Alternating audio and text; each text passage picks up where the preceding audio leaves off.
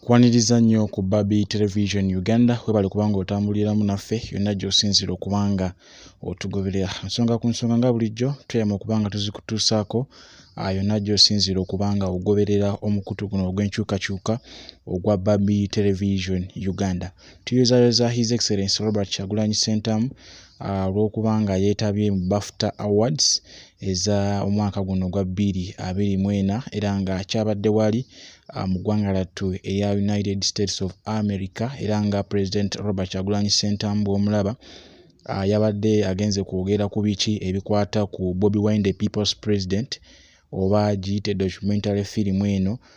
gye yakwata okuviira ddala mu campaign za 2021 rather 2020 okutuuka mu mwaka gwa 2021 we twali tugenda mu biseera by'okulonda era nga obutyobozi bw'eddembe ebikola bingi nnyo nga we twalaba documentary eno we baagikola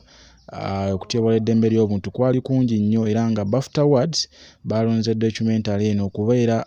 nga y'emu ku ezo ezaakabanga zisinga okubanga zirwanirira eddembe ly'obuntu naddala mu nsi eziri under dictatorship. Bw'atyo President Robert Kyagulanyi Ssentamu bwe yalabiseeko mu BAFTA Awards era nga yakubye essuuti ye nga bw'ogiraba awo ne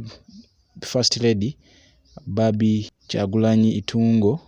naye yataddemu kareedi ako nga w'okalaba ne President teerabidde of course kakofiira kaffe akarepresenting ekibiina kya National Unity Platform era nga bw'atyo bwe yalabise President. Ataatambuza nnyo documentary eno mu nsi ez'enjawulo nga kw'ossa n'okubanga ayogera ku ki ekyamuviirako okukola documentary eno okusobola okulabisa Museveni. Ffenna mission tugimanyi of course yakulabisa dictator eri eyo yonna gy'abadde ajja omusimbi gwakozesa okutulugunya bannayuganda nga kw'ossa n'okubatta mu mbeera etyobola eddembe ly'obuntu.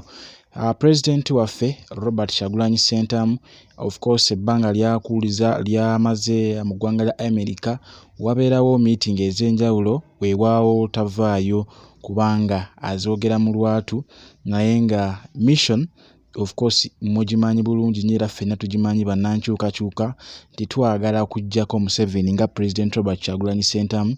bw'akinogaanya. Kale Babi Television Uganda era nga bingi nnyo ebyapeninze mu kkooti Olivia Lutaya ne muganda waffe Machete baleeteddwako mu kkooti. Ngenda kubanga nkuleetera biki ebyavuddeyo na Chief Honorable Joel Ssennyonyi kye yategeezezza eggwanga oluvannyuma lwa bannamateeka ab'ekibiina kya National Unity Platform okubaako enninga gye bassa ku kkooti okulaba nga bano abaganda baffe abaasibibwa watali musango gwonna weewaawo beekwasa nti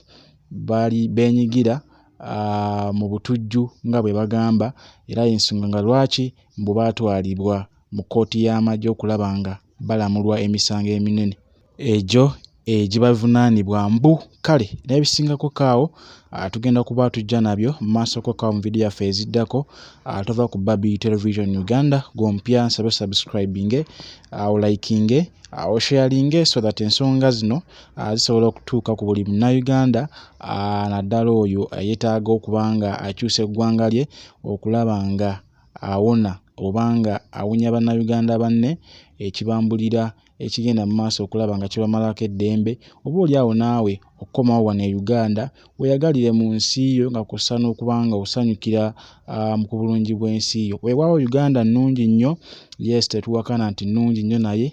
abakulembeze be tuyina oba oli ayo batumalako eddembe lyaffe. Kale katufundikire ndowooza ne red carpet eya President Robert Kyagulanyi Ssentamu nga bajja ku stage ne His Excellency Robert Kyagulanyi Ssentamu wali mu BAFTA Awards.